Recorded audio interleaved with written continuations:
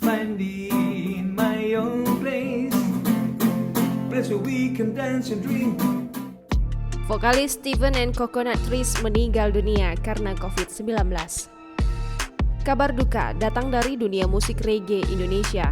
Steven and Kaligis atau Tepeng, vokalis grup band Steven and Coconut Trees, dikabarkan meninggal dunia karena COVID-19. Hal tersebut dikonfirmasi langsung oleh sang manajer Putra. Tim Steven and Coconut Trees rencananya akan menggelar konferensi pers lewat akun Instagram resminya mengenai hal ini.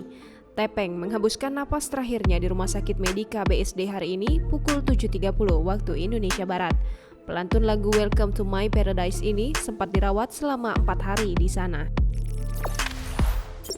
Jangan lupa subscribe, share, komen, dan like ya!